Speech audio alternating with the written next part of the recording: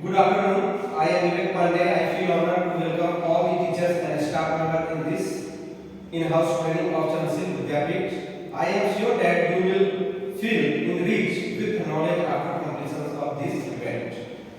Thank you. Today our topic is cyber ethics. So, what are cyber ethics? Ethics are the rules we use in life to help us decide what is right and wrong. Means cyber ethics एक rules है और जिससे हम ये समझते हैं कि क्या सही है और क्या गलत है जब हम इंटरनेट को यूज करते हैं. Cyber ethics is how you act when you are on the computer. मतलब जब आप कंप्यूटर पर वर्क करते हैं तो आपका क्या एथिक्स होना चाहिए. आपका एक प्रॉपर एथिक्स होना चाहिए कि हम इस पे सही काम कर रहे हैं या गलत हो रहे हैं. किसी को दूसरे को तो प्रॉब्लम हो रही है या नहीं हो रही है. साइबर एथिक्स यही होता है. In law we will describe next lesson. The term cyber ethics refers to a set of moral rules or code of behavior applied to the online environment. As a responsible netizen, you should observe the rules to help make cyberspace a safe place. तो cyber ethics जो है refers करता है आपके moral rules को. ठीक है, जो हमको बताता है कि जब हम ऑनलाइन हो रहे थे तो हमें क्या रूल्स को फॉलो करना चाहिए, क्या एथिक्स को फॉलो करना चाहिए. ठीक है, और ये एक सुरक्षित माहौल बनाने में इंटरनेट हमारी मदद करता है. Next slide. Next term is nativity. The term nativity is a combination of two words. Net means internet and equity means good manners. It defines as a special set of rules that govern the behavior of a user communicating online. तो nativity बताता है कि आपका क्या internet पे good manners होना चाहिए, जो हेल्प करता है सेट ऑफ रूल के द्वारा कि हम एक प्रॉपर वे में कम्युनिकेशंस कर पाए इंटरनेट का यूज करके. Next. Use proper salutations and signatures. When communicating online, always bring your message with a salutations and print it with your name or signatures. ज़्यादातर इसमें देखा जाता है जब हम कम्युनिकेशंस करते हैं ईमेल के माध्यम से तो हम क्या करते हैं, सैल्यूटेशंस नहीं करते हैं. जो सादा प्रणाम होता है वो नहीं करते हैं और विथ रिगार्ड जैसे ईमेल लिखते हैं बहुत लोग ईमेल लिखे और छोड़ देते हैं. तो हमें एक प्रॉपर वे में लिखना चाहिए जिसमें सैल्यूटेशंस हो और आपका सिग्नेचर और नेम लास्ट में हो, ताकि जो सामने जो ईमेल पढ़ रहे हैं बंदे उन्हें पता चल पाए किसने भेजा है, क्या सब्जेक्ट है, क्या पर्पस है. ये सब पूरा क्लियरली होना चाहिए. ये हमें साइबर एथिक्स में मतलब ये हमारा एथिक्स होना चाहिए कि हम उन्हें प्रॉपर वे में मैसेज करें. Guideline to follow while communicating include a subject line. क्या होता है कि सब्जेक्ट जब हम किसी को ईमेल करते हैं हम अपना सब्जेक्ट लिखना भूल जाते हैं. डायरेक्ट हम लोग लिखते हैं कभी कभी हाय डियर सर और लंबा डिटेल्स उसके बारे में देते हैं. लेकिन सब्जेक्ट जो होता है ईमेल में वो एक अहम भूमिका निभाता है, क्योंकि जो ऑफिस में हम वर्क कर रहे होते हैं पर्सनल के पास उतना टाइम नहीं होता है कि हर एक आदमी का वो पूरा ईमेल पढ़ पाए.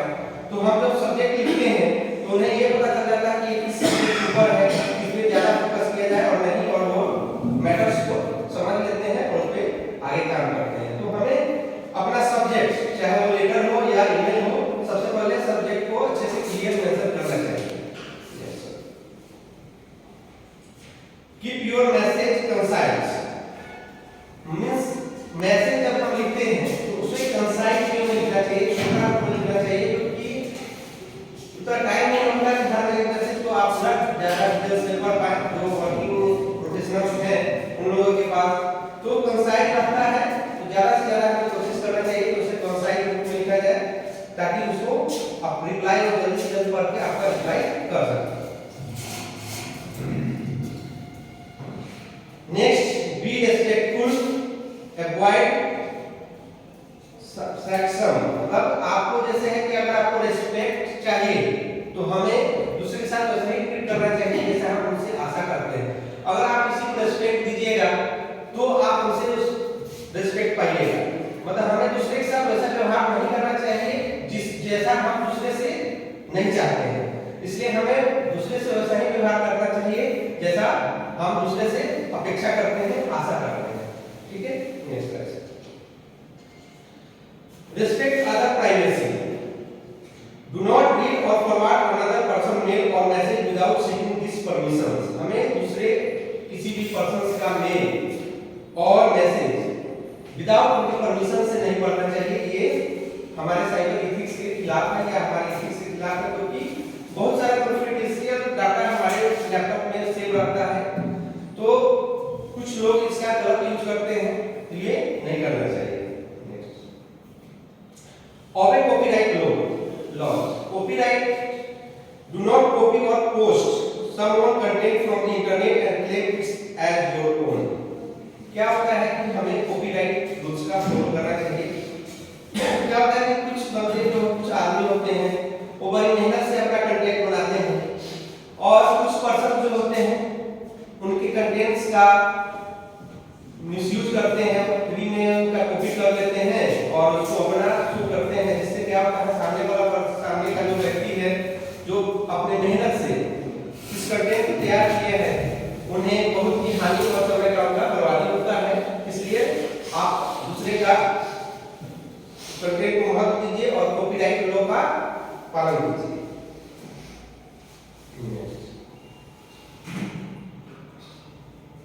Do not indulge in spamming. Spamming refers to the act of sending unwanted emails or message in bulk. क्या होता है कि स्पैम एक तरह का मतलब समझिए कि मैसेज है जो बहुत ही बल्क मात्रा में, जैसे आप कहीं गए हैं, मॉल में जाते हैं तो आपका ईमेल और मोबाइल एड्रेस ले लिया जाता है और आपको अनवांटेड मैसेज भेजा जाता है कि ये सामान ले लीजिए या वो है। बहुत सारे फेक मैसेज भी इसमें स्पैम में आते रहते हैं। ईमेल में हमारा एक स्पैम होता है, उसमें अनवांटेड मैसेज, फेक मैसेज ये सब आते रहते हैं। बहुत सारा मैसेज आएगा आपको कि सर आपको लॉटरी लग गई है, आप अपना डिटेल्स भेज दीजिए ये ऐसे करके, और तो ये सब सारा मैसेज कहलाते हैं स्पैम में आते हैं। तो इसलिए में स्पैम में हमें मतलब इसके चक्कर में नहीं पड़ना चाहिए। अगर हम किसी व्यक्ति को मतलब ईमेल एड्रेस पे 1000 से ज्यादा अगर आदमी को भेजते हैं जिसके बारे में हमें नहीं पता है, तो उसको भी स्पैमिंग ही कहा जाता है। ठीक है, तो स्पैमिंग में ज्यादातर फ्रॉड मैसेज आते हैं या जो ऑथराइज नहीं रहते हैं, कंपनी के द्वारा अनऑथराइज मैसेज स्पैम में आते हैं। तो इनसे स्पैम के मैसेज से ज्यादा हमें सावधान रहना चाहिए, क्योंकि ये अनऑथराइज मैसेज होते हैं, अनवांटेड मैसेज होते हैं जो हमारे अकाउंट में आके जमा होते हैं।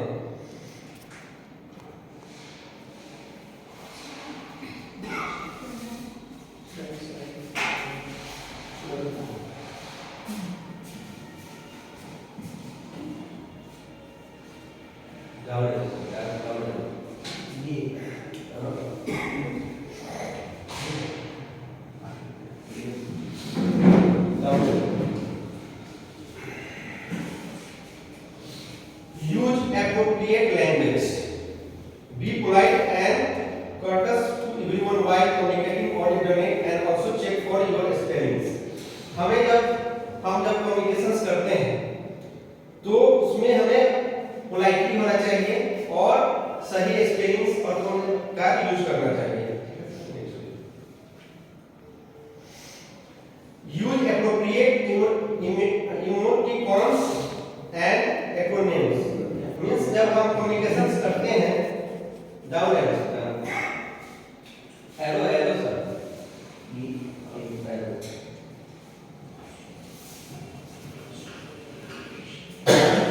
Use emoticons to convey emotions. You can also use common acronyms like LOL for laugh out loud.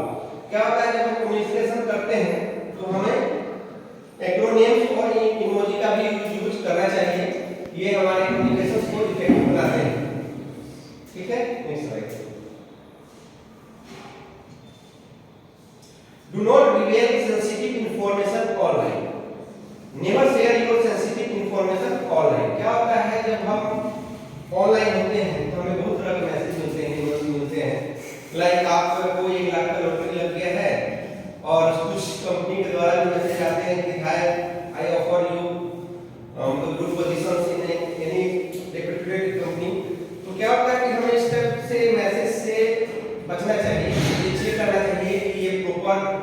Company की साइड से आया है कि नहीं।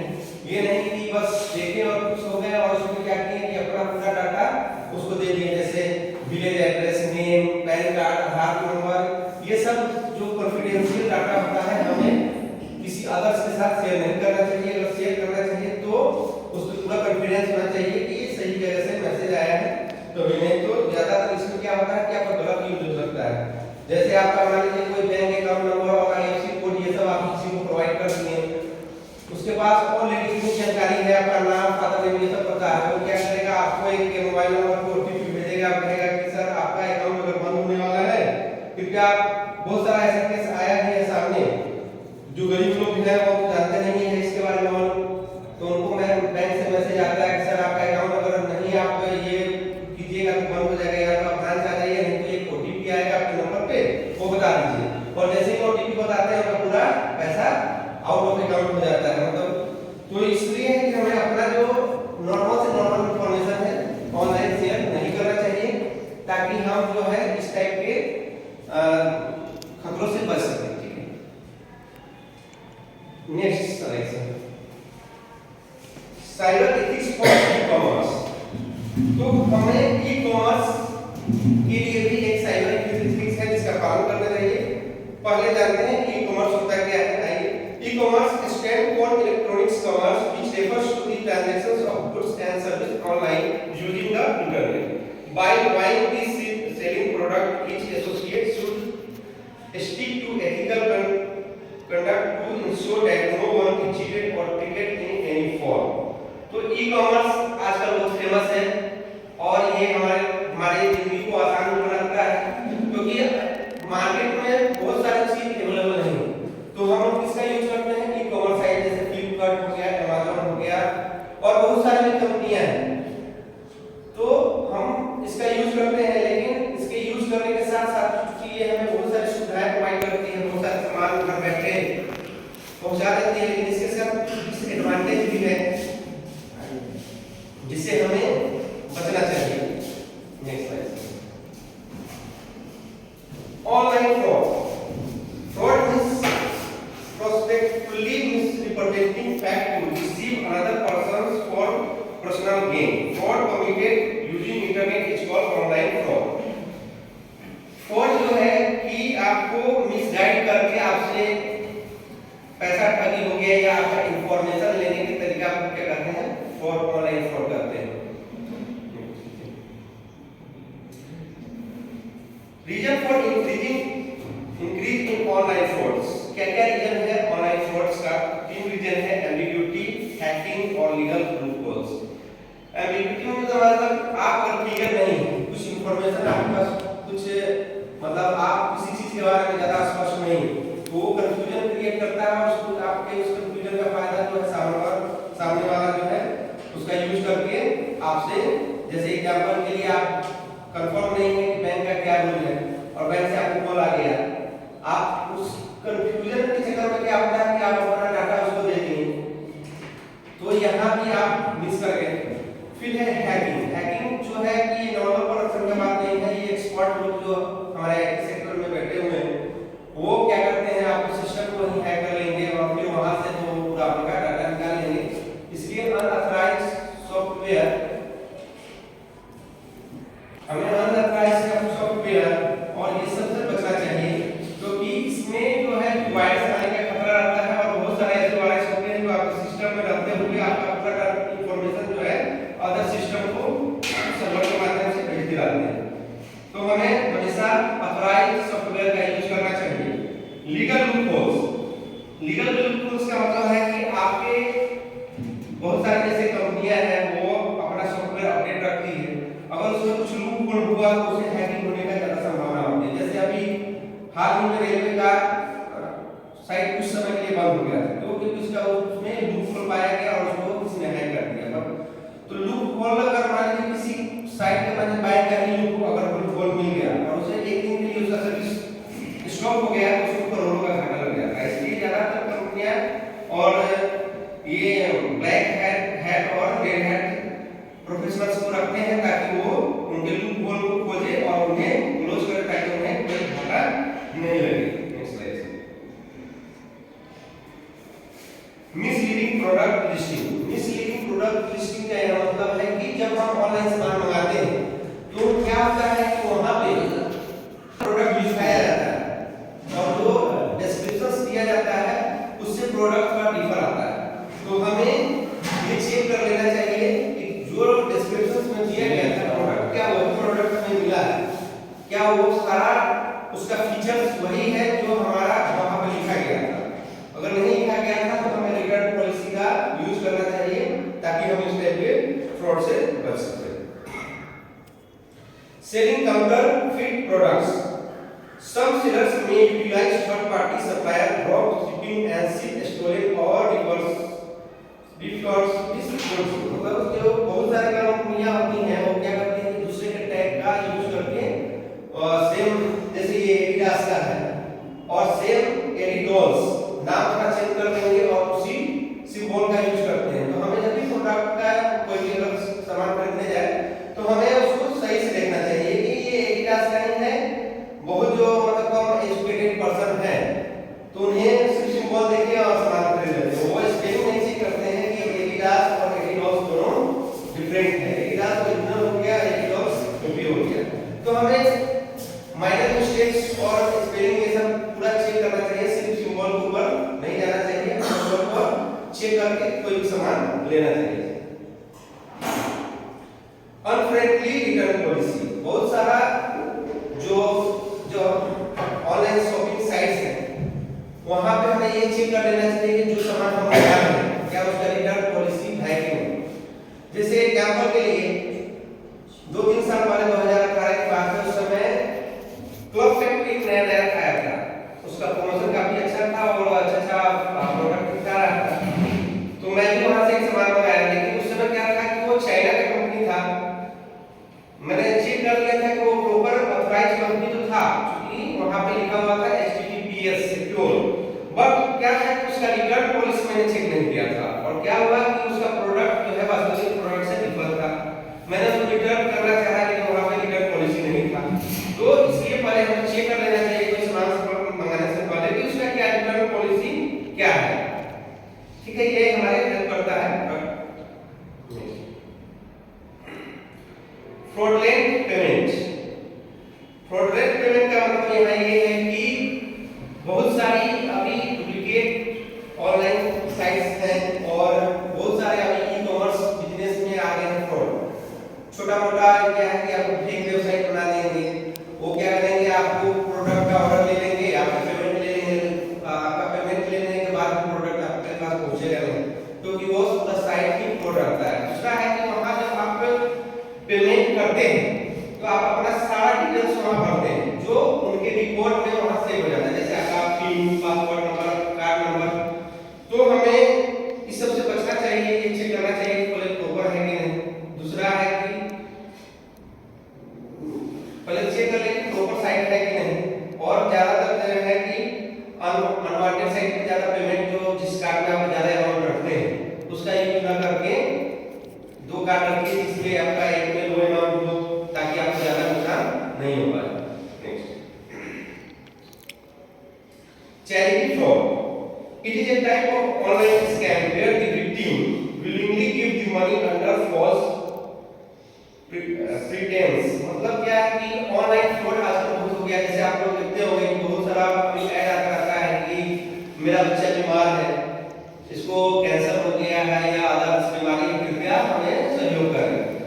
तो बहुत सारे केस में सही भी होता है और बहुत सारे केस में ये झूठा भी होता है। तो हमें ये इस टाइप से चैरिटी से बचना चाहिए जिसके बारे में हम नहीं जानते ज्यादा, क्योंकि इसमें ज्यादातर फ्रॉड ही होते हैं। आप इधर से दान तो दे देंगे लेकिन वो सही जगह पहुंचेगा नहीं, उससे गलत यूज भी हो सकता है। Shopping securely. Always use secure internet connections. यहां देखिएगा सिक्योर HTTPS है तो S फॉर होता है सिक्योर, मींस ज्यादातर वेबसाइट पे HTTP ही होता है और जहां S होता है मतलब वो सिक्योर है, मतलब वो आपको ऑथराइज्ड है इंटरनेट पे। वो जैसे आपका लाइसेंस नंबर उसने लिया है, ऑथराइज्ड है, मतलब वो एक होता है कि HTTP कोई भी बना सकता है, लेकिन सिक्योर जो है वो उसका मतलब है कि वो वहां पे उसका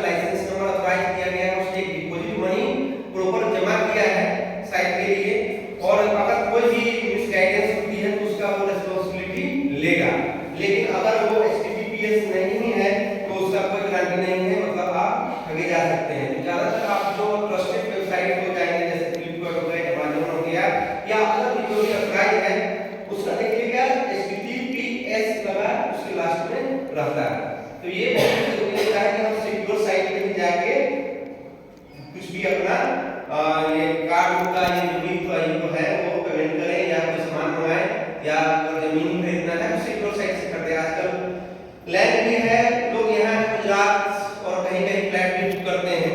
तो होता क्या है कि अगर वो सिक्योर साइट नहीं है तो आपका पैसा गया। तो ये हम चेक कर लेना चाहिए कि वो अगर सिक्योर साइट है तो आप क्लेम कर सकते हैं, आप खुद जा सकते हैं। लेकिन अगर वो सिक्योर नहीं है तो आप कुछ भी कर लीजिए, आपका पैसा नहीं मिलने वाला है। HTTPS protocol. This encrypts the information of data using transport layer security certificate or formally predecessors secure socket layer certificate. This certificate creates an encrypted connection between the server and the browser to ensure secure transfer of information from this server to the browser. This step protects user information from being hacked or stolen by criminals. जैसा कि आपको बताया था अभी HTTP protocol के बाद इसको hack करना और इससे आपका डाटा चुराना थोड़ा डिफिकल्ट है। ये सिक्योर साइट होता है और ये किस लेयर पे काम करता है तो ट्रांसपोर्ट लेयर पे काम करता है। ट्रांसपोर्ट लेयर क्या होता है कि ये आपके डाटा को एन्क्रिप्टेड वे में चेंज कर देता है। मतलब एक जैसे हम लोग रीजनिंग में लिखते हैं कोई वर्ड को उसको एक दूसरे लैंग्वेज में चेंज कर देता है जिसका कोड भी आपके पास रहता है। जैसे मान लीजिए हम आपको कोई मैसेज भेजें तो उसको क्या करेंगे रीजनिंग के वे में, मतलब पजल के रूप में उसका मीनिंग कुछ और रहेगा, टूटा वर्ड के रूप में हो जाएगा और जब आप उसमें अपना की डालिएगा तो सही रूप में आ जाता है। तो यहाँ पे जो HTTPS प्रोटोकॉल है वो एन्क्रिप्टेड डाटा के रूप में जाता है ताकि इसको कोई हैक नहीं कर पाए। Next sir, update your antivirus software. जब भी हम लैपटॉप यूज करते हैं तो उसमें एंटीवायरस रखना चाहिए ताकि हम जो वायरस बाहर से जाने वाले वायरस है उससे बच सके और हैकिंग से भी बच सके, क्योंकि वो हमें उससे प्रोटेक्ट करता है और बाहर से आने वाले वो जो वायरस है उससे हमें बचाता है। इसलिए हमें हमेशा अपना एंटीवायरस को अपडेट करते रहना चाहिए। Never give personal information to anyone, never give personal और credit card detail over the phone. क्या होता है बहुत सा समय फोन आते रहते हैं तो आपको लॉटरी के बारे में बहुत सारे लालच दिया जाएगा कि आपने ये लिया, तो जो है अपना इंफॉर्मेशन शेयर नहीं कीजिए क्योंकि इंफॉर्मेशन शेयर करने से आगे चल के आपको नुकसान हो सकता है। Check the grammar. क्या होता है कि देखिए यहाँ पे flipkart.com और वहां पे FI छोड़ दिया गया है, लेकिन नॉर्मल अगर ध्यान से नहीं देखे तो उसको दोनों सेम लगेगा और वो ठगी का शिकार हो सकता है। दोनों साइट अलग अलग है। बहुत साइट क्या होते हैं सिमिलर नेम में थोड़ा थोड़ा चेंज करके अपना साइट बना देते हैं या कुछ प्रोडक्ट भी सेम यूज करते हैं, तो दोनों के क्वालिटी में अंतर होगा। इसलिए हमें जब भी ग्रामर को चेक कर लेना चाहिए कि कौन सा हम दूसरी साइट पे जाना चाहते हैं वही साइट है या कोई अलग साइट बना हुआ है। Privacy. Privacy is the right of an individual over his information. It control what happens with individual personal information. Privacy क्या है कि हर इंटरनेट पे हर आदमी को अपना प्राइवेसी दिया गया है ताकि वो उसको इंडिविजुअली अपना जैसा चाहे वैसा यूज कर सके। तो हमें दूसरे की प्राइवेसी की ध्यान रखना चाहिए। जैसे कोई किसी का फेसबुक अकाउंट है, बहुत आदमी का अकाउंट है, मान लीजिए आप सेपरेटली यूज कर रहे हैं, कुछ बात होता है कि अगर आप यूज कर रहे हैं तो उसको चेक करने का कोशिश करते हैं या बहुत सारे तो इस तरह की प्राइवेसी दूसरे का हमें सम्मान करना चाहिए। यही कंप्यूटर ठीक है, ऐसा है ठीक है, ठीक है sir. To safeguard your privacy, best way to save your privacy is limit data exposure online. मतलब अपने प्राइवेसी को बचाए रखने के लिए आपका ये जिम्मेदारी है कि आप जो है एक्सपोज अपने डाटा को नहीं कीजिए ऑनलाइन ज्यादा से ज्यादा ताकि आप सेफ रहेंगे। Do not share your sensitive financial anyone specially on information like credit card number, personal verification detail, OTP etc। मतलब क्रेडिट कार्ड नंबर या ये सब OTP ये सब चीज शेयर नहीं करना चाहिए एनी कंडीशंस, चाहे कोई ज्यादा इमरजेंसी नहीं आपको क्यों नहीं फोन करता है तो ये सब का शेयर नहीं करना चाहिए। Check the privacy policy of online merchant before signing up और मेकिंग फाइनेंशियल ट्रांजैक्शंस ऑनलाइन। हमें टर्म और कंडीशंस जो दिया किया जाता है। जैसे हम गूगल को जब यूज करते हैं तो उस समय भी टर्म और कंडीशंस दिया जाता है। हम लोग क्या करते हैं, आप अंदर को ओके करते चले जाते हैं, क्योंकि किसी के पास इतना टाइम नहीं रहता है कि वो हर चीज को पढ़े। उससे क्या होता है कि आप अभी समय यहाँ बैठे हुए हैं, ये गूगल को पता है कि हम सभी अभी जो है प्रॉपर आदमी कहाँ बैठे हैं, कहाँ कहाँ जा रहे हैं। आप गूगल की हिस्ट्री में जब जाइएगा तो लोकेशन हिस्ट्री में आपको ये बता देगा कि आप इस महीने या साल भर में किस लोकेशन पे गए थे और कहां से कहां आ रहे हैं, अभी कहां पे बैठे हैं, किसके साथ बैठे हैं, ये सारा इंफॉर्मेशन गूगल के पास। लेकिन हमारा भी मजबूरी है कि गूगल आजकल के जमाना में कोई भी ब्राउज़र आप यूज कीजिए, वो आपको पहले ही टर्म एंड कंडीशन से एग्री करवा देता है। अगर आप एग्री कीजिएगा तो आप उसको यूज नहीं कर पाएंगे। तो क्या है, ये सब इंफॉर्मेशन उसके पास, आप क्या सर्च कर रहे हैं और क्या मतलब आप क्या सर्च कर रहे हैं, ये डाटा भी उसके पास है। और इस डाटा को करता क्या है, मतलब आपको इतना पैसा क्यों खर्च करता है, वो इसलिए करता है मतलब नॉर्मल पीपल के लिए तो नहीं, लेकिन जो थोड़ा हाई क्लास आदमी है उनका ये डाटा का यूज करता है अपने बिजनेस को बढ़ाने के लिए। मान लीजिए आप अभी इंटरनेट पर सर्च कीजिएगा कि आपको कोई सामान एसी चाहिए, तो आप देखिएगा तुरंत गूगल के बाद उसमें आपको 20 मतलब एसी का एड्स आना चालू हो जाता है। क्यों? क्योंकि उसको पता है कि आप एक एसी खरीदना चाह रहे हैं और फिर उसी के आधार पर वो आर्टिफिशियल इंटेलिजेंस का यूज करके आपको एसी का ऐड बहुत सारे कंपनी का दिखाएगा, ताकि आप उनका टाइप एक कंपनी के साथ रहता है। अगर वो चीज आप सर्च कर रहे हैं तो उसको उनको इन्फॉर्म करेंगे कि आप अपना टाइप का वैरायटी दिखाइए, और जो भी अगर प्रॉफिट होता है कि आप उनका सामान खरीदते हैं तो उनका शेयर डिवाइडेड हो जाता है। तो ये सब डाटा का यूज होता है। हम अभी यहाँ बैठे हैं, आपके आसपास कौन है, सारा डिटेल्स ये गूगल के पास।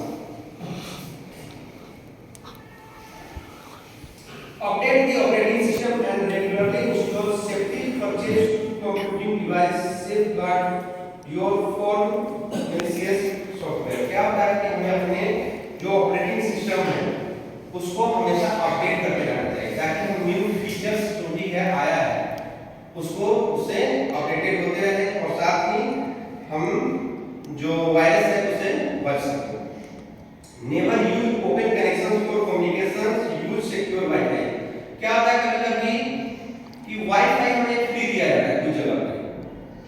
अभी हाल ही केस आया था कि फ्री चार्जिंग पॉइंट बहुत जगह लगा दिया जाता है, और फ्री चार्जिंग पॉइंट लोग चले जाते हैं वहां पे, क्या करते हैं उसमें लगा दिया अपना चार्जिंग में, तो वो क्या करते हैं कि उसमें जो चिप लगा रहता है और वो क्या करता है कि आपका मोबाइल का डाटा निकाल लेता है। ये दिल्ली में अभी हाल ही में केस आया था। और फ्री वाईफाई का भी यूज जब करते हैं तो वो वाईफाई के माध्यम से आपका डाटा अपने जो हैकर्स है उसका यूज कर लेते हैं, आपसे मतलब जो भी मान लीजिए कि आपके मोबाइल में जो भी फीचर्स हैं उसको वो पूरा चाहेगा तो अपने डिवाइस में वो ले सकता है। जब तो इसलिए कहा जाता है कि जब भी हम वाईफाई फ्री वाईफाई या चार्जिंग पॉइंट्स का यूज करें तो पहले चेक कर लें चार्जिंग पॉइंट में कुछ और तो नहीं लगा हुआ है, या ज्यादा कोशिश कीजिए कि आपका डाटा केवल ये नहीं जाए और वहां पे अपने डिवाइस को चार्ज करें। ऐसे ज्यादातर आप सोचते हैं मेरा डाटा लेके करेगा नहीं, हम तो कोई वीआईपी है नहीं, लेकिन फिर भी सिक्योर रहना चाहिए अपने हिसाब से। ऑलवेज से स्ट्रॉन्ग पासवर्ड, हमें अपना पासवर्ड थोड़ा स्ट्रॉन्ग बनाना चाहिए, मतलब एक कैरेक्टर लेटर होना चाहिए, न्यूमेरिक कम से कम 8 कैरेक्टर्स लेटर होना चाहिए, जिसमें एक स्पेशल सिंबल होना चाहिए। तो इस तरह के पासवर्ड बनाइए जो हैक नहीं कर सके। ऐसा नहीं कि नॉर्मल डेट ऑफ बर्थ डाल दिए, ड्राइविंग लाइसेंस नंबर डाल दिए, या कुछ ऐसा जिसका अनुमान कोई दूसरा लगा सके, डेट ऑफ बर्थ बता देता है बता दिए, तो कुछ यूनिक डालिए जिसको दूसरे आदमी नहीं जल्दी हैक कर सकते।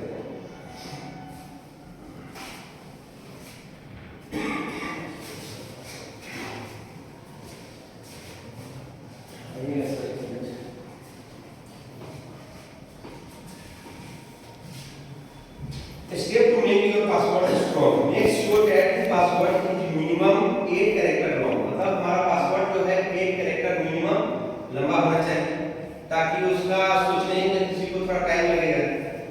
नॉर्मल पासवर्ड को क्या होता है कि अगर बार-बार किया जाए तो वो ओपन होने का ज्यादा चांस रहता है। Use a combination of upper and lower case letters. Include at least one numeric character and combinations of upper and lower character का यूज कीजिए, एटलीस्ट वन न्यूमेरिक कैरेक्टर दीजिए और एक स्पेशल कैरेक्टर का यूज कीजिए, जैसे एटेंड हो गया, स्टार हो गया, ये सब स्पेशल कैरेक्टर्स में आते हैं, तो ये सब का यूज करना चाहिए।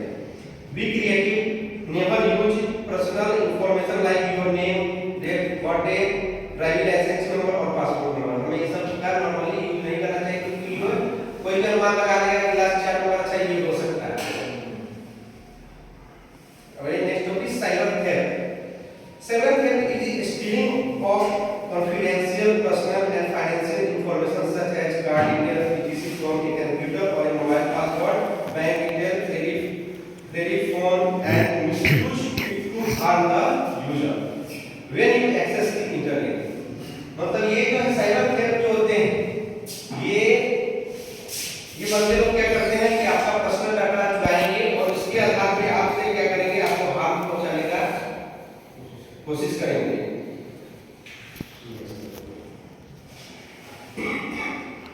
Identity theft is a type of fraud that involves using someone else's identity to steal money or gain other benefits। Identity theft can take place in multiple forms। अभी क्या होता है कि जैसे हम अगर अपना डाटा शेयर करते हैं, आज तक आप फेसबुक पे अगर सोशल साइट है तो आपको बहुत सारा फ्रॉड काम मिल जाएगा। वो क्या होगा कि जैसे आपको हो सकता है आपके जान पहचान का ही कोई सेम सा फोटो लेके अकाउंट बना ले, ऐसा भी हो सकता है। तो ऐसा बहुत सारा केस होता है और ऐसा मैसेज आते रहता है, पहले आपसे मतलब हायर होगा, फिर ये मतलब करके आपका डाटा लेंगे और फिर वो क्या करेंगे, सोशल साइट पे है तो सोशल साइट पे क्या होता है कि आप ज्यादा जो मतलब जिसको आप नहीं जानते उनसे ज्यादा बात करने से बचिए, क्योंकि आपको वो उन लोगों का काम ही यही होता है कि आपका जो चैटिंग है उसको आप चैट कर और फिर उसको जो है कि आप उसका मिसयूज करना। क्योंकि हम अगर सोशल साइट पे हैं तो इसका ध्यान रखना चाहिए, क्योंकि वो आएगा बोल के आप अपना पैसा दीजिए, नहीं तो हम आपका जो है चैटिंग सोशल साइट पे डाल देंगे। ऐसा भी बहुत सारा केस फ्रॉड होते रहता है, तो हमें इस सब से बचना चाहिए। Next identify protections while using the internet. Following are the ways in which you can be a victim of identify theft. देखिए ये सब जो है आइडेंटिफाई थेफ्ट करने का एक तरीका है, जैसे फिशिंग हो गया, डंपस्टर ड्राइविंग हो गया, शोल्डर सर्फिंग हो गया, एम्प्लॉयमेंट स्कैम हो गया और फिर टेक्सटिंग हो गया, जिसको एक पर एक करके हम लोग डिस्क्राइब करेंगे आगे नेक्स्ट स्लाइड पर। Phishing it is an act of sending an email और a user misleading him to believe that it is from a trusted person और ऑर्गेनाइजेशन। जैसे कि हम लोग बात किए थे कि कोई कंपनी से मेल आया कि आपको टेक महिंद्रा की जॉब मिल गया है, मान लीजिए 5 लाख प्लस देना होगा आपको, अब क्या होगा, मुझे सुनिए, वो आपसे क्या करेंगे कि कहेंगे आप अपना bank account details, passport, driving licence और ये आधार कार्ड, पैन कार्ड का ये सारा कुछ पिक्चर आप हमें भेज दीजिए। वो क्या करेंगे कि आपको भेज दीजिएगा इंफॉर्मेशन, फिर इसके आधार पे आपको क्या करेंगे कि आपको मतलब 1000 रुपए का भी इसमें लगा दिया जाएगा, कंडीशन के 1000 रुपए डाल दीजिए, आप सोचिएगा कि चलिए भाई इतना बड़ा जॉब लग रहा है 1000 रुपए क्या है, वो आपका डाटा तो गया नहीं गया, बस में 1000 रुपए ही गया। तो इस टाइप को जो तरीका है फंसाने का उसको फिशिंग कहते हैं। जैसे यहाँ पिक्चर से स्पष्ट होता है, जैसे मछली को पकड़ने के लिए बंसी का यूज किया जाता है, सेम यहाँ पे है। Next slide. Dumpster driving is a technique used to retrieve personal information of user from his discarded document। Cyber thieves search you, trace to get information about your bills, credit card and other personal information। क्या होता है कि हम लोग उस बार कहते हैं आधार card या ये जो इम्पोर्टेंट डॉक्यूमेंट है उसको क्या करते हैं, सारे डायरेक्ट कर देते हैं। बहुत सारे लोग जो है उसका यूज अपने काम में करते हैं, इसी को कहते हैं dumpster driving. Shoulder surfing. It is obtaining personal information such as your PIN at an ATM machine, personal details while filling up a form or the log code of a smartphone through direct observations by looking over the person's shoulder। मतलब आपको पीछे से कोई आदमी क्या करेगा, जब आप PIN हम लोग ATM में जाते हैं तो वहाँ तो PIN रहता है पर्सन्स का लंबा, वाला कुछ चोर भी बहुत सारे उसमें रहते हैं, वो क्या होगा आपको पीछे से आप पिन डाल रहे हैं वो देख लेते हैं और क्या करेंगे आपको मिसलीडिंग करके वो कार्ड ऐसे बहुत सारा फ्रॉड आया है सामने कि बुजुर्ग पर्सन है उसको ज्यादा नॉलेज नहीं है, वो क्या करेगा हेल्प करने के लिए जाएगा उसका कार्ड नंबर ये डाला और एक फ्रॉड कार्ड उसके हाथ में धरा देता है और वो उसका कार्ड अपने पास रख लेता है। इसके बाद क्या है उस आदमी को जाने देता है और जैसे ही वो आदमी गया वो ओरिजिनल कार्ड डाला उसका पिन नंबर डाला और पूरा पैसा वापस अपने अकाउंट मतलब बाहर निकाल के चला जाता है। तो ये हो जाता है शोल्डर सर्फिंग। क्या आपके पीछे से खराब होके या आप लैपटॉप यूज कर रहे हैं तो आपके पीछे से खराब होकर आपका डाटा चुराने की कोशिश करना, ये हो गया शोल्डर सर्फिंग। एम्प्लॉयमेंट स्कैम, जैसा कि हम पहले बात कर चुके हैं कि एम्प्लॉयमेंट स्कैम क्या होता है। ठीक है, next slide. Social engineering, it is the practice of obtaining information using a fake name or fake company and stealing that information। जैसे हम लोग बात किया कि कुछ रेप्यूटेड कंपनी है उनका मेल आएगा और वो क्या करेंगे तो इस टाइप का आपको तरीका बनाते हैं, तो इससे क्या होता है सोशल इंजीनियरिंग इसको कहा जाता है। सिक्योर डाटा ट्रांसमिशन क्या होता है आज के जमाना में, सिक्योर डाटा ट्रांसमिशन बहुत ही जरूरी है।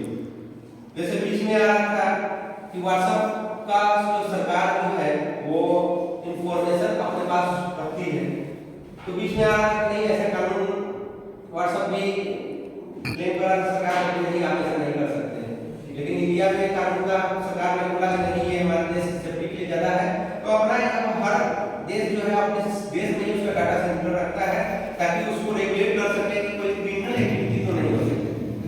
आतंकवादी सरकार का मैसेज सबको रिकॉर्ड करेंगे। तो आज के जमाने में तो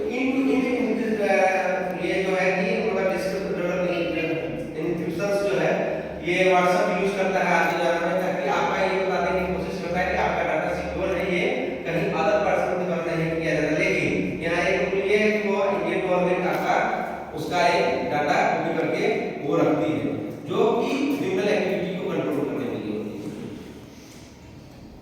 Secure data transmission is imperative to privacy and protection from cyber and identity theft. This step ensure that the user data travel through a secure environment that is resistant to penetration and hacking। मतलब ये आपको hacking से और किसी मतलब बाहरी खतरे से बचाती है। Following technique may be applied to ensure secure transmission of data via the internet। Authentication and authorization, ये सब जो मेथड है जो हमें क्या करते हैं कि सिक्योर डाटा कलेक्शन में मदद करते हैं, जो हम नेक्स्ट स्लाइड में एक एक करके देखेंगे। देखिए यहाँ ऑथेंटिकेशन और ऑथराइजेशन है, ये दो चीज है।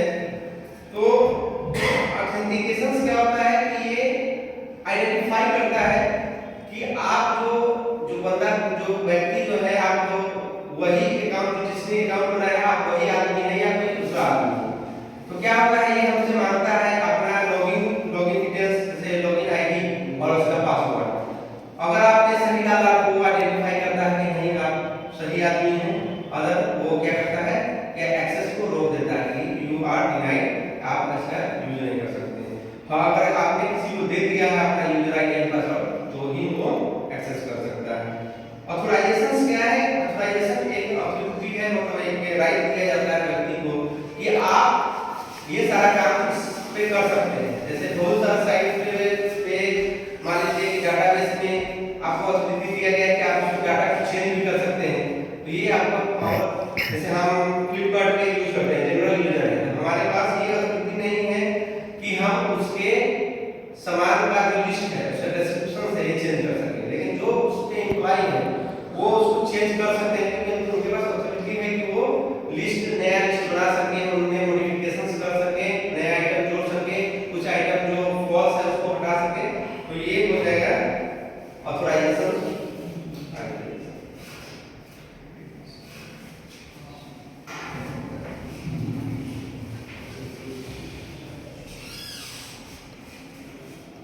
Intrusion detection system, it check all network, identify doubtful pattern and mitigate a network persistent attack। example firewall। firewall एक एप्लीकेशन आता है जो सिस्टम होता है जो क्या करता है हमारे सिस्टम को अनवांटेड अनवांटेड वायरसेस से बचाता है।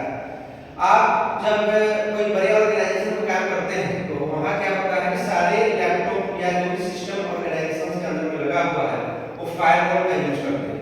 फायरवॉल क्या होता है कि आपको अनऑथराइज्ड साइट पे जाने से रोकेगा। अगर आप कंपनी में काम कर रहे हैं तो ये क्या करता है, आपको अनऑथराइज्ड साइट पे जाने से भी रोकेगा। और दूसरा ये है कि जो बाहर से इंफॉर्मेशन आ रहा है उसको फिल्टर करके आपके सिस्टम पे भेजेगा। अगर वो सही सोर्स से आ रहा है तो उसको जाने देगा आपके सिस्टम में, अदरवाइज वहीं पे आपके एक रोक देगा। जैसे ये दीवार देख रहे हैं कि यहाँ पे एक फिल्टर का काम कर रहा है, अगर अनवांटेड है तो वहीं पे रोक देगा, आपके सिस्टम में इंटर नहीं कर पाएगा। ठीक है, इसी को कहते हैं फायरवॉल। ये एक टाइप का सिस्टम सॉफ्टवेयर। क्रिप्टोग्राफी और encryptions. Encryption is the process of transforming data into an unreadable code. Encryption क्या है? मेथड है जो क्या होता है कि आपके डाटा को encrypt मोड में चेंज कर देता है, मतलब unreadable मोड में चेंज कर देता है। और इसमें एक की होता है, जब ये इंफॉर्मेशन अदर आदमी के पास जिसको आप भेजना चाहते हैं उसको क्या करते हैं कि पहले आप encrypt मोड में चेंज कर देते हैं, और जब वो बंदा जो व्यक्ति जिसके सामने ये ईमेल आईडी पहुंचेगा उसको पता है कि इसको डिक्रिप्ट कैसे करना है, वो उस की का यूज करेगा और इंफॉर्मेशन डिक्रिप्ट हो जाता है। ये डाटा को सिक्योर करने के लिए रॉ एजेंसी या पुलिस डिपार्टमेंट और अदर डिपार्टमेंट इस सब का यूज करते हैं। जैसे आप अगर अपना ये अकाउंट खोलते हैं शेयर मार्केट में, वो भी क्या करता है, आपका डाटा को एन्क्रिप्टेड वे में भेजता है ताकि अदर कोई ये आप अपना पैन नंबर या कुछ जो की उसका बनाया जाता है, पैन नंबर आधार नंबर ये सब डालिएगा तो वो फिर आपको सही रूप में डिक्रिप्ट हो जाता है, डाटा सही रूप में आ जाता है जिसको आप पढ़ सकते हैं।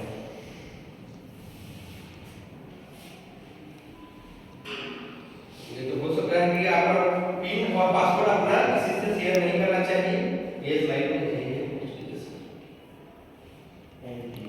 Antivirus. Antivirus software are computer program which identify, prevent and remove viruses from our computer. Keep updating your computer with the latest version of antivirus program to detect new viruses. क्या है, हमारे सिस्टम में antivirus एक software आती है जिसको install करना चाहिए ताकि हम बाहर से आने वाले वायरसेस से बच सकें। जैसे ये यहाँ पर बहुत सारा एंटीवायरस का नाम दिया गया है, जैसे एबीजी हो गया, डॉटकॉम हो गया, एफसिक्योर हो गया, एडवांस हो गया। तो ये सारे जो है एंटीवायरस के नाम है।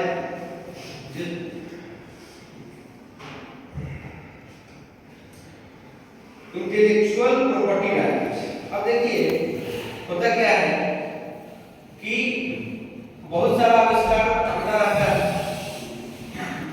बहुत सारे राइटर अपना कंटेंट लिखते रहते हैं इंटरनेट पर, ब्लॉग्स पर। तो वो क्या करता है कि यहाँ पे एक राइट दिया जाता है इंटेलेक्चुअल प्रॉपर्टी राइट, ताकि वो कोई दूसरा आदमी जो है उसका कॉपी कर ले और वो क्लेम करे कि नहीं मैंने इसे लिखा है या बनाया है, तो वो इस राइट्स को मतलब यूज करके दिखा सकते हैं नहीं इसे मैंने बनाया। तो कुछ भी आप कुछ नया स्टोरी अगर लिखते हैं या कुछ इन्वेंट करते हैं जो आपने इंटेलिजेंस का यूज करके, तो आपको इसका राइट ले लेना चाहिए ताकि आप क्लेम कर सकें कि नहीं ये सामने वाले आदमी का नहीं है, ये मेरा है, मैंने इसे क्रिएट किया है। Industrial property right. Industrial property include trademarks, patent for innovations, industrial design right. जिस तरह से आदमी का अपना होता है इंटेलेक्चुअल प्रॉपर्टी राइट, उसी तरह इंडस्ट्रियल का भी अपना राइट्स होते हैं। जैसे गूगल का लोगो या नाइक का लोगो ये कोई दूसरा कंपनी नहीं यूज कर सकता है, उसका लोगो क्योंकि उसने इसका इंडस्ट्रियल प्रॉपर्टी राइट ले रखा है। अगर दूसरा आदमी इसका लोगो का यूज करेगा तो वो उस पर क्लेम करेगा और उन पे एफआईआर होगा। Copyright. It is a right granted by law to the creator of original work. Here the right regarding creating a copy of any product are reserved by the author or the company. Copyright क्या होता है कि जो आदमी इसको create किया है, जैसे मूवी बनते हैं करोड़ों रुपए खर्चा होता है, तो क्या होता है कुछ आदमी उसका पायरेसी कॉपी बना लेता है और उसको फ्री में मतलब कुछ कम पैसा में सेल कर दिया। अगर ओरिजिनल आप इस खरीदने जाइएगा तो आपको हो सकता है कि उसका पड़े 150 रुपया या 500 रुपया, और उसका ही कॉपी करके मार्केट में बेच दिया जाता है 10, 20, 50 रुपया में। तो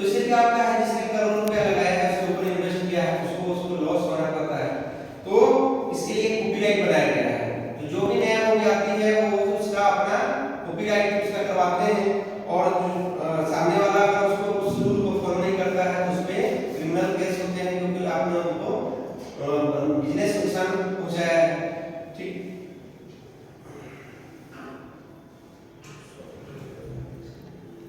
software piracy is the act of stealing software that is legally protected.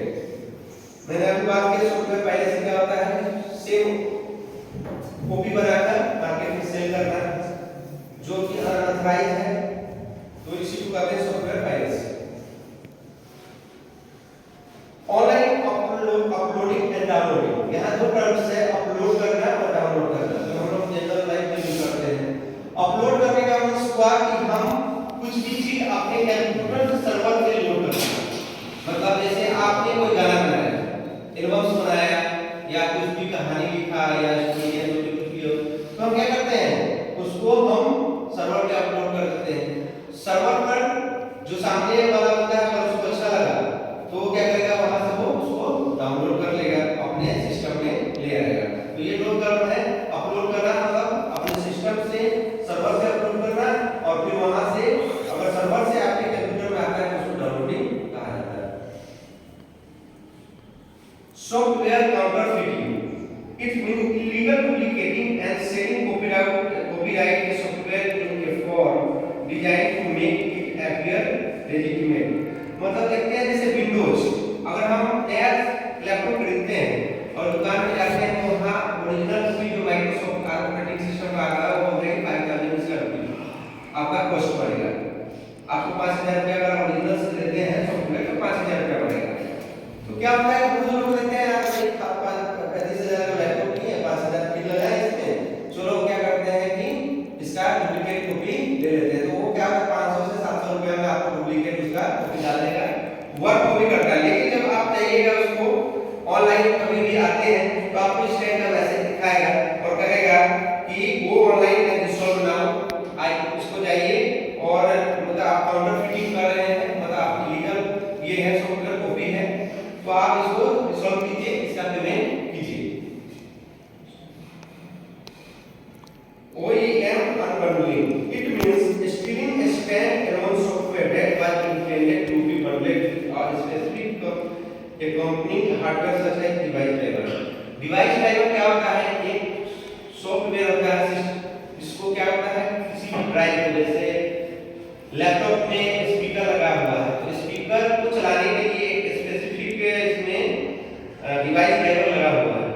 उसी तरह प्रिंटर को चलाने के लिए डिवाइस ड्राइवर का यूज होता है, एक सॉफ्टवेयर आता है, तो हर चीज के लिए आता है। तो क्या अब कुछ क्या करते हैं आदमी कि उसको बहुत चीज जो है हार्डवेयर जैसे इंटरनल पार्ट है उसका सॉफ्टवेयर अलग आता है, तो उसको क्या करते हैं उसमें से कॉपी करके उसका निकाल कर आउट मार्केट में सेल कर देते हैं, जिसको OEM अनबंडलिंग कहा जाता है। Hard disk loading, hard disk के बारे में हम लोग जानते हैं कि क्या होता है hard disc.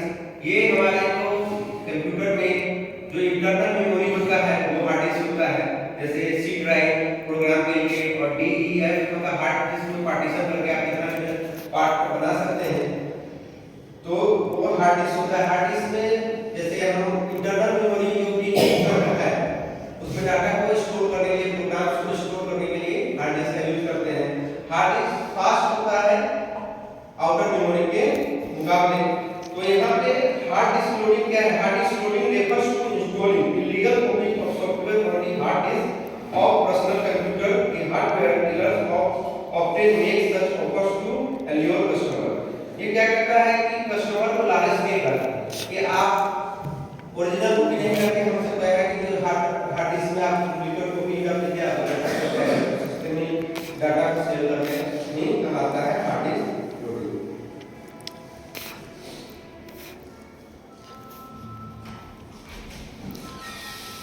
Next topic is plagiarism. Plagiarism is the representation of another other language thought, idea or expression as one's own original one। मतलब किसी के दूसरे जो आइडिया और थॉट को चुराकर उसे ये रिप्रेजेंट करना कि ये मेरा है, यही कहलाता है plagiarism.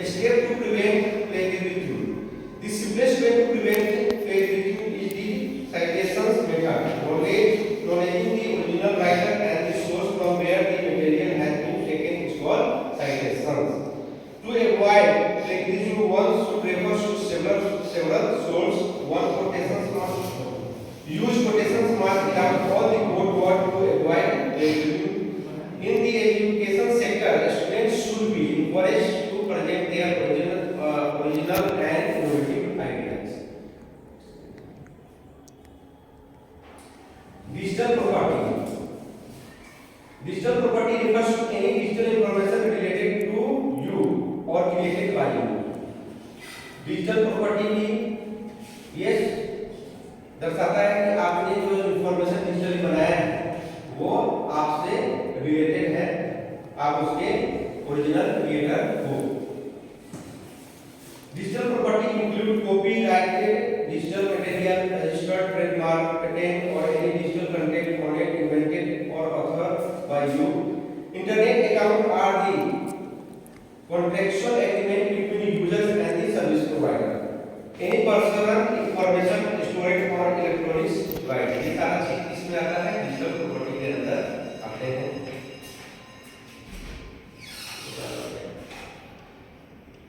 Digital property right, digital property refers to intellectual property right over the digital property created by them।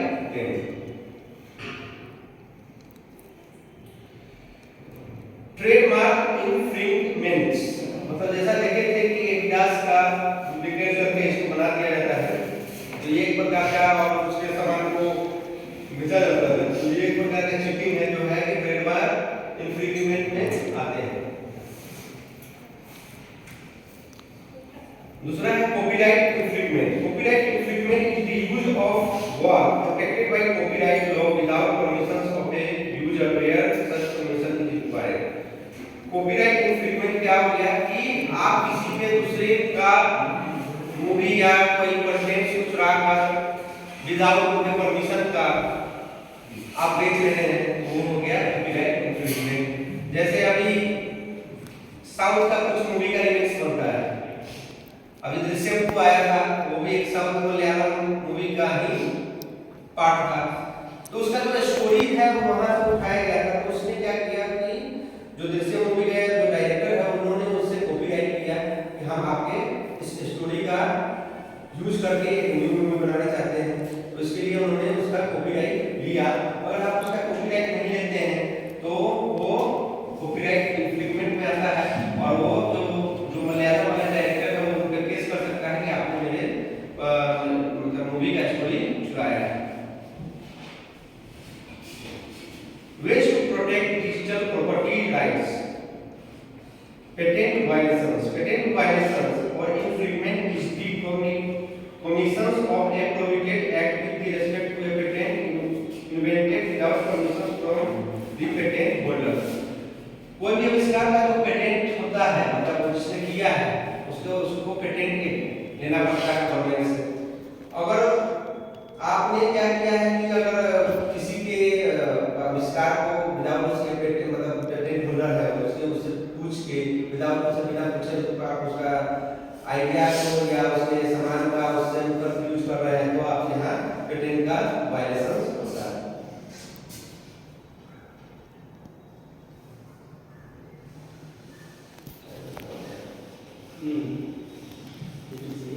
Ways to protect digital property rights। अब देखिए प्रॉपर्टी राइट्स को प्रोटेक्ट करने का 3 तरीका किया गया है, जिसमें पहला है technical protection service. This service assists in controlling the distribution of digital intellectual property on the internet। This service include anti-tamper solutions like data encryption। तो टेक्निकल प्रोटेक्शन सर्विस क्या करता है, डाटा को एन्क्रिप्ट फॉर्म में send और receive करने का काम करता है, जिससे क्या हो कि आपका डाटा सिक्योर रहे। फिर आइए नेक्स्ट है legal protections. Digitally property owner must include digital right protection for information while drafting legal and contractual agreement. Third, controlled sharing of software code। Companies should regularly organize employee security awareness training and prohibit them from sharing material related to digital non-PAC (PAP) is the acronym for property with anyone other than the stakeholder। तो ये सारा चीज जो है way to protect digital property right के अंतर्गत आते हैं। Next section. अब देखिए सॉफ्टवेयर अलग अलग प्रकार के होते हैं, कुछ सॉफ्टवेयर पेड आते हैं और कुछ सॉफ्टवेयर मार्केट में फ्री अवेलेबल है। जो फ्री अवेलेबल सॉफ्टवेयर है उसको ओपन सोर्स सॉफ्टवेयर कहा जाता है। तो ओपन क्या है आप इसको आगे डिस्कस करते हैं। Open source software is free and openly available to everyone. यह फ्री है और सभी के लिए अवेलेबल है इंटरनेट पर। People who create open source product publish the code and allow other to use and modify. ये जो ओपन सोर्स होते हैं पब्लिक को ओपनली मतलब फ्री ऑफ कॉस्ट प्रोवाइड करते हैं और साथ ही ये भी परमिशन देते हैं कि आप उस कोडिंग को भी चेंज कर सकते हैं। आप अगर कोई नया क्रिएटिव आइडिया का मतलब आया है आप नया फीचर्स उसमें ऐड कर सकते हैं तो ये ओपन सोर्स सॉफ्टवेयर में आता है। Communities of programmers often work together to develop this software and to support users. इसका एक कम्युनिटी होता है वो क्या करते हैं आपको सपोर्ट भी करेंगे। अगर आपको कुछ नया इनोवेशंस करते हैं सॉफ्टवेयर में तो वो आपको एक्सटर्नल सपोर्ट भी प्रोवाइड करेंगे कि आप ऐसा कीजिए ताकि उनका सॉफ्टवेयर और अच्छा हो सके। Open source product are usually tested in public by online contribution. ये क्या होते हैं ऑनलाइन कंट्रीब्यूशंस के द्वारा होते हैं। जैसे 10-20 डेवलपर इंडिया के किसी भी कोने से बैठ गए और उस सॉफ्टवेयर को मॉडिफाई कर रहे हैं उससे से बात कर रहे हैं। ज्यादातर सॉफ्टवेयर कंपनी में सॉफ्टवेयर इसी तरह बनते हैं वो सारे लोग क्या होते हैं 100 या 1000 आदमी एक ही प्रोजेक्ट के ऊपर काम करते हैं और सारे वो एक जगह नहीं होते। वो अलग-अलग जगह से लैपटॉप के माध्यम से बैठे होते हैं और कोडिंग करते रहते हैं और एक दूसरे का हेल्प करते हैं कोडिंग करने में, नए-नए आइडिया देते हैं ताकि उसको ज्यादा बेहतर और अच्छा बनाया जाए। ओपन सोर्स सॉफ्टवेयर का एग्जांपल है लाइनेक्स। लाइनेक्स जो है ये ओपन सोर्स सॉफ्टवेयर है जो फ्रीली अवेलेबल है। बहुत सारे जो प्रोग्रामर्स हैं वो लाइनेक्स का यूज करते हैं विंडोज के मुकाबले क्योंकि लाइनेक्स उनको ज्यादा सिक्योर फील महसूस कराता है। अब है क्लोज और proprietary software. Proprietary software sometimes refers to as closed source software is a software that legally remains the property of the organization, group or individual who created it. The organization that owns the right to the product usually does not release the source code or may insist that only those who have purchased a special license can use it. इसका example हो गया MS Word office जो अभी जैसे MS Word हो गया या Microsoft office package जो आता है इसमें तो ये सब क्या हो गया एक प्रोप्राइटरी सॉफ्टवेयर हो गया तो इससे क्या होता है हमें सॉफ्टवेयर खरीदना पड़ता है लाइसेंस नंबर लेना पड़ता है और तभी हम इसका यूज कर पाते हैं। तो ये है कि इसमें एक कंपनी का अधिकार होता है जैसे इसमें माइक्रोसॉफ्ट का अधिकार होता है क्योंकि इसको माइक्रोसॉफ्ट ने क्रिएट किया है तो ये हो जाता है प्रोप्राइटरी सॉफ्टवेयर।